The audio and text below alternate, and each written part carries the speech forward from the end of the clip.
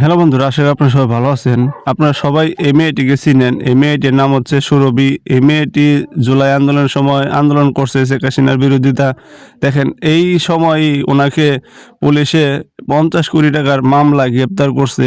মেয়েটি বলতেছে তদন্ত ছাড়াই নাকি একে রিমান্ডে নেওয়া হচ্ছে। দেখেন, 2 দিনের রিমান্ডে নিয়েছে। মেয়েটি কি বলে?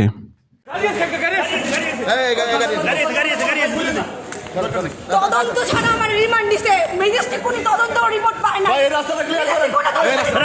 রিমান্ড দিছে উপরে হলে চাপ আছে এইজন্য। সামনে যান। আমাদের আসতে দেন। আমার বলা দিকে শুনো। ওটা পারে যে ওই আছে না ফারুক রিমান্ড দিছে টাকা দেয় না এইজন্য। কোনো রকম তদন্ত রিপোর্ট ছাড়া আমাকে উকিলরা পর্যন্ত ম্যাজিস্ট্রেটকে এই করে আসছে। আমার কোনো রকম তদন্তের রিপোর্ট ছাড়া আমাকে রিমান্ড দিয়েছে। রিমান্ড দিয়েছে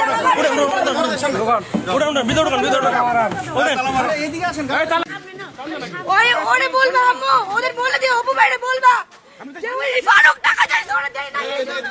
রিমান্ড দিয়েছে 2 দিনের রিমান্ড দিয়েছে। আমার রিমান্ড দিয়েছে।